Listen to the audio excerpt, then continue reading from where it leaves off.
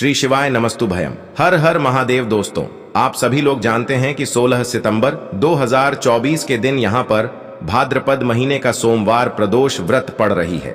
इसीलिए दोस्तों, इस दिन का महत्व बहुत ही ज्यादा बड़ा होता है और इस दिन आप लोगों को 5 कनेर के फूल वाला उपाय जरूर करना चाहिए, जो कि पंडित जी ने अपनी अभी की ही कथा में यहां पर बताया हुआ है। तो दोस्तों, इस उपाय को आपको कैसे करना है, कब करना है, कहां पर करना है और उपाय को करते समय आपको किन किन बातों का ध्यान रखना है, यह सारी जानकारी हम आपको इस वीडियो में देंगे। तो चलिए दोस्तों, उपाय को शुरू करते हैं। देखिए, यह दिन इतना खास होता है, इतना महत्वपूर्ण होता है। देखा गया है कभी कभी बड़े बड़े पूजा पाठ अनुष्ठान से जो मनोकामना पूर्ण नहीं होती है, वह सोमवार प्रदोष व्रत के दिन एक छोटे से उपाय करने से ही आपकी मनोकामना पूर्ण हो जाती है। और बहुत सारे लोगों ने इस उपाय को किया भी है और उनको इस उपाय को करने का फल भी जरूर मिला है। अगर आप लोग भी इस उपाय को 16 सितंबर भाद्रपद महीने का सोमवार प्रदोष व्रत के दिन करना चाहते हैं, तो आप इस उपाय को पहले अच्छे से समझ लेना, सुन लेना, उसके बाद करना। आपको इस उपाय का फल जरूर मिलेगा और इस उपाय को करने से आपके घर में चाहे किसी भी प्रकार की दुख और समस्या क्यों ना चल रही हो, आपको उसका कारण भी नहीं पता है कि भाई यह समस्या किस कारण से चल रही है। उसका कुछ भी कारण हो सकता है, जैसे पितृदोष हो सकता है या किसी भी तरह का मंगल दोष भी हो सकता है, और भी बहुत तरह के दोष होते हैं, कुछ भी हो सकता है। पर आपको इस उपाय को करने के लिए अपने दोष को पता लगाने की भी जरूरत नहीं है। 16 सितंबर भाद्रपद महीने का सोमवार प्रदोष व्रत के दिन इस 5 कनेर के फूल वाला उपाय को आप लोगों को कर लेना है। दोस्तों, अब हम समझते हैं इस वाले उपाय को हमें करना किस समय है। तो सबसे पहली बात दोस्तों, हम समझते हैं कि यह 5 कनेर के फूल वाला उपाय करना किसको है।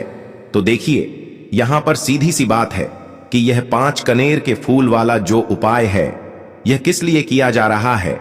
यह मनोकामना को पूर्ण करने के लिए किया जा रहा है, या आपके जीवन में जो दुख और परेशानियां हैं उनको दूर करने के लिए किया जा रहा है, या आपका कोई बड़ा काम है जो कि नहीं हो पा रहा है, आप उसके लिए इस उपाय को कर सकते हो।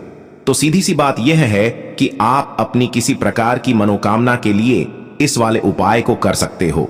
तो यह उपाय वह व्यक्ति कर सकता है जिस व्यक्ति को अपनी किसी भी प्रकार की मनोकामना भगवान शिव जी से पूर्ण करवानी हो।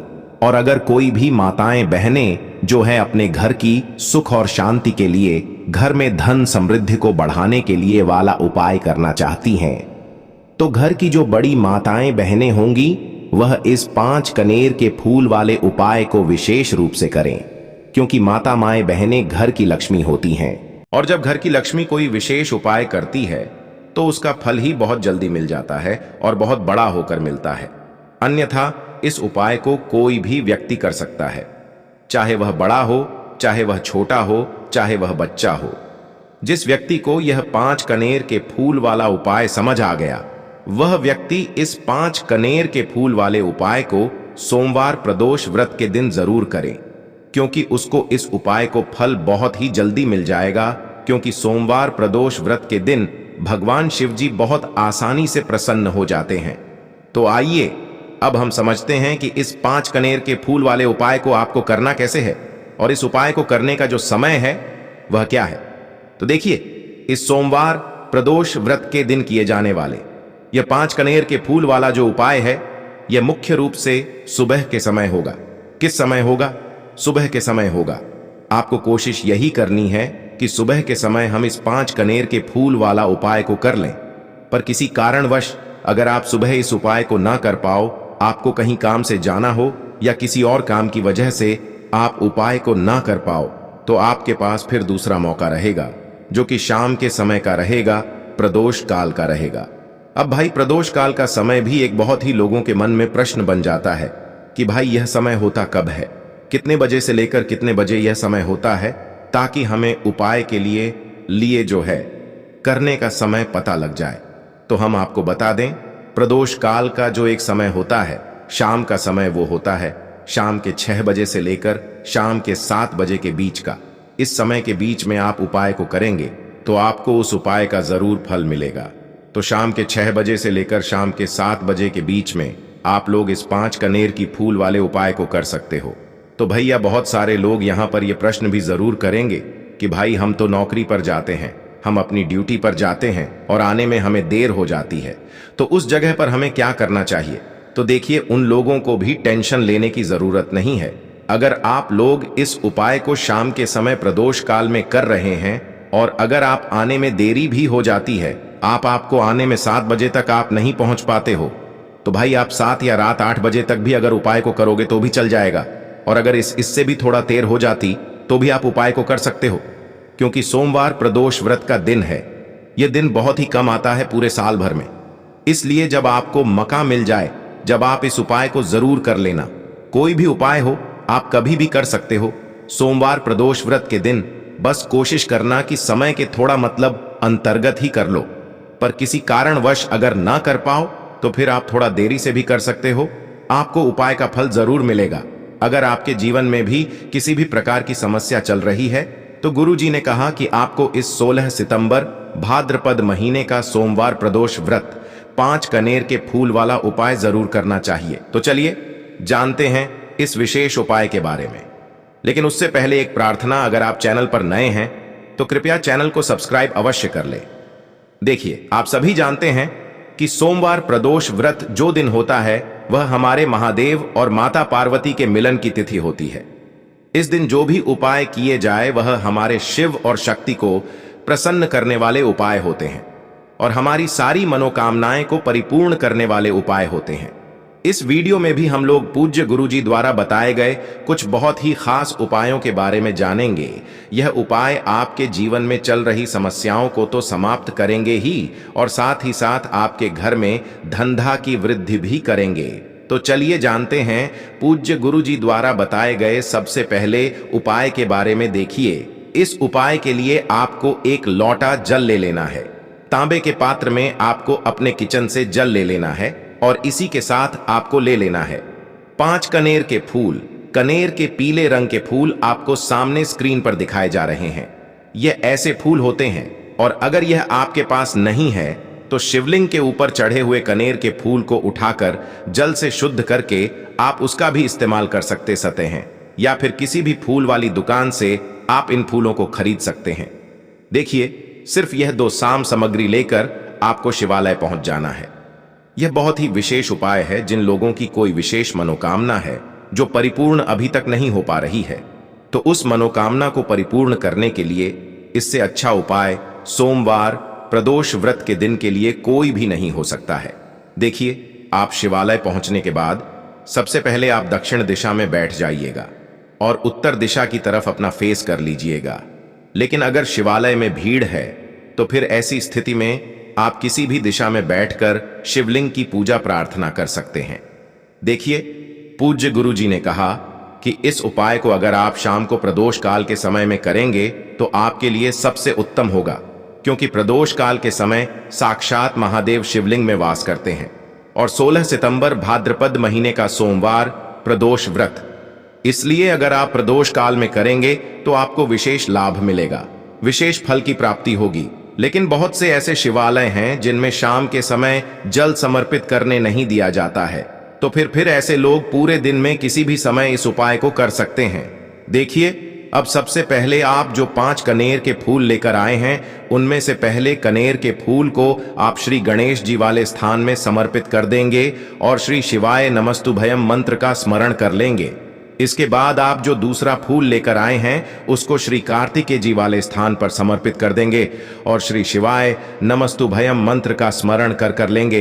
इसके बाद आप जो तीसरा कनेर का फूल लेकर आए हैं उसको माता अशोक सुंदरी वाले स्थान में समर्पित कर देंगी और श्री शिवाय नमस्तुभ्यम मंत्र का स्मरण कर लेंगे। इसके बाद आप जो चौथा कनेर का फूल लेकर आए हैं उसको माता पार्वती के हस्त कमल में समर्पित कर देंगे। देखिए, शिवलिंग जिस स्थान पर रखा रहता है, यानी शिव पिंडी जिस स्थान पर रखी रहती है, उस पूरे गोल गोल वाले स्थान को माता पार्वती का हस्त कमल कहते हैं और यहीं पर आपको यह चौथा कनेर का फूल समर्पित कर देना है। इसके बाद आप जो 5वां कनेर का फूल लेकर आए हैं उसको समर्पित कर देंगे शिवलिंग के ऊपर। लेकिन यह फूल शिवलिंग के ऊपर समर्पित करते हुए आपको अपनी मनोकामना का स्मरण कर लेना है। श्री शिवाय नमस्तुभ्यम मंत्र का स्मरण करते हुए आपके जीवन में अगर धन की समस्या चल रही है तो उसको महादेव से दूर करने की प्रार्थना कर लीजिए। या फिर आप अपनी नौकरी या के लिए यह उपाय कर रहे हैं तो उसके लिए महादेव से प्रार्थना कर लीजिए।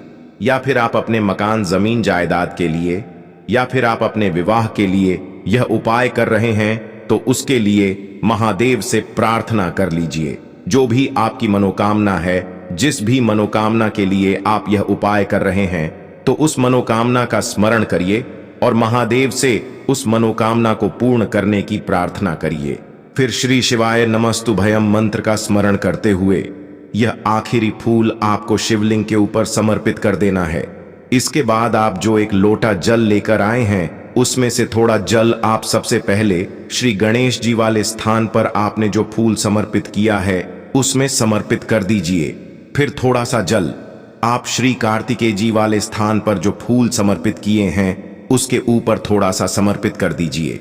फिर तीसरे नंबर पर आपने जो फूल माता अशोक सुंदरी वाले स्थान पर समर्पित किया है उस पर एक थोड़ा सा जल समर्पित कर दीजिए। फिर चौथे नंबर पर आपने जो माता पार्वती के हस्त कमल में फूल समर्पित किया है उसके ऊपर थोड़ा सा जल समर्पित कर दीजिए। इसके बाद बचा हुआ पूरा जल आप शिवलिंग के ऊपर धीरे धीरे समर्पित करते जाइए तथा लगातार श्री शिवाय नमस्तुभयम मंत्र का स्मरण करते जाइए।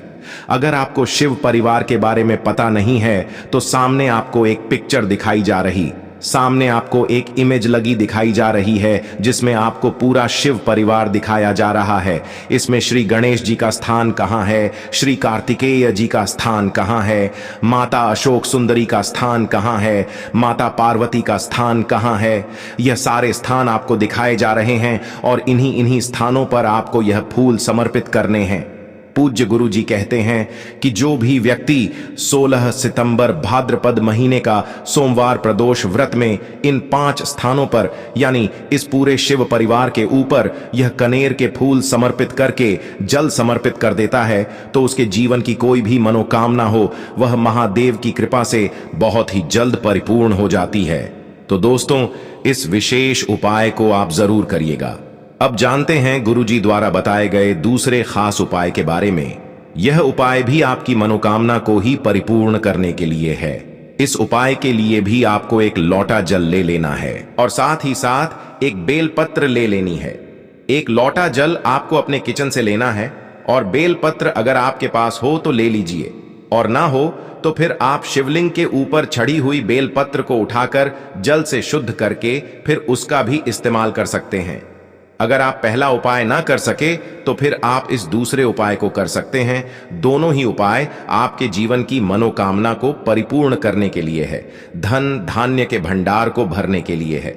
देखिए, अब सबसे पहले यह दोनों सामग्री लेकर आपको पहुंच जाना है किसी भी बेलपत्र के वृक्ष के नीचे। यह उपाय भी आप सुबह से लेकर शाम तक किसी भी समय कर सकते हैं। बेलपत्र के वृक्ष के नीचे पहुंचकर बेलपत्र की जड़ के आसपास आपको कहीं बैठ जाना है, लेकिन आपको अपना फेस उत्तर दिशा की तरफ करना है, यानी आपका जो चेहरा होगा वह उत्तर दिशा की तरफ होगा। उत्तर दिशा की तरफ आपको अपना मुख रखना है और फिर यह एक बेलपत्र आपको अपनी हथेली में रखना है और आपको अपनी मनोकामना बोल देनी है। जिस भी मनोकामना के लिए आप यह उपाय कर रहे हैं, अपनी मनोकामना का स्मरण कर लीजिए और इस बेलपत्र को आप बेलपत्र के पेड़ की जड़ के पास कहीं पर रख दीजिए और श्री शिवाय नमस्तुभ्यम मंत्र का स्मरण करते हुए 1 या 2 मिनट बाद इस बेलपत्र को वापस उठा लीजिए। बेलपत्र की जड़ के आसपास कहीं पर रखकर फिर इसको 1 या 2 मिनट बाद वापस उठा लीजिए और फिर यह दोनों सामग्री लेकर आप शिवालय आ जाइए। अब शिवालय आने के बाद यह बेलपत्र आपको शिवलिंग के ऊपर समर्पित कर देनी है और फिर से आपको वही मनोकामना बोल देनी है जो आपने बेलपत्र के वृक्ष के नीचे बोली थी। दोनों जगह आपको एक ही मनोकामना बोलनी है, इस बात का आप स्मरण रखिएगा। फिर इसके बाद आप जो एक लोटा जल लेकर आए हैं इसको धीरे धीरे इसी बेलपत्र के ऊपर समर्पित करते जाइए तथा लगातार श्री शिवाय नमस्तुभयम मंत्र का स्मरण करते जाइए। पूज्य गुरु जी ने कहा कि कि जो भी व्यक्ति इस विशेष उपाय को सोमवारी करता है तो उसकी बड़ी से बड़ी मनोकामना शिव और शक्ति की कृपा से बहुत ही जल्द परिपूर्ण हो जाती है। अब जानते हैं गुरुजी द्वारा बताए गए तीसरे और सबसे आखिरी उपाय के बारे में। यह उपाय आपके जीवन की सारी तकलीफों को समाप्त करके धन धान्य के भंडार को भरने के लिए। इस उपाय के लिए आपको 31 चावल के दाने ले लेने हैं। 31 चावल के दाने कहीं से भी टूटे हुए नहीं होने चाहिए, खंडित नहीं होने चाहिए। फिर इसी के साथ आपको 21 हरे मूंग के दाने ले लेने हैं, यानी हरे साबुत मूंग के दाने ले लेने हैं, जिसे कहीं कहीं पर हरे खड़े मूंग के दाने कहते हैं। फिर इसके बाद सबसे आखिर में आपको 31 बेलपत्र ले लेनी है। बेलपत्र भी कहीं से कटी फटी नहीं होनी चाहिए। देखिए, 16 सितंबर भाद्रपद महीने का सोमवार प्रदोष व्रत के दिन आपको यह तीनों सामग्री कहीं ना कहीं से एकत्र जरूर कर लेनी है। अब यह सारी सामग्री लेकर आपको शिवालय पहुंच जाए। इस उपाय को आप शाम को प्रदोष काल के समय में ही करेंगे। देखिए, शिवालय पहुंचने के बाद सबसे पहले शिवालय की चौखट होती है। वहां पर आपको यह 31 चावल के दाने समर्पित कर देने हैं और श्री शिवाय नमस्तुभ्यम मंत्र का स्मरण कर लेना है। शिवालय की जो चौखट होती है, जहां से आप अंदर प्रवेश करते हैं, उसके दाहिने साइड या बाएं साइड या कहीं पर भी चौखट के ऊपर कहीं पर भी आप यह 31 चावल के दाने समर्पित कर दीजिए। इसके बाद आप अंदर जाइए और शिवलिंग के सामने जो नंदी महाराज होते हैं, यानी जो नंदीश्वर भगवान होते हैं, उनका जो पैर उठा हुआ रहता है, उसके बगल में आपको 31 हरे मूंग के दाने समर्पित कर देने हैं। जो पैर उठा हुआ रहता है, उसके बगल में 31 हरे मूंग के दाने समर्पित कर दीजिए और श्री शिवा नमस्तुभयम मंत्र का स्मरण कर लीजिए। इसके बाद आप जो 31 बेल पत्र लेकर आए हैं, उनको जो शिवलिंग में माता अशोक सुंदरी वाला स्थान होता है, वहां पर समर्पित कर देना है। माता अशोक सुंदरी वाले स्थान पर 31 बेलपत्र समर्पित कर देना है। बेलपत्र की डंडी बाहर की तरफ रहेगी और बेलपत्र की चिकनी साइड वाला हिस्सा नीचे की तरफ रहेगा। इसके बाद फिर से आपको श्री शिवाय नमस्तुभ्यम मंत्र का स्मरण करते हुए अपनी मनोकामना का स्मरण कर लेना है।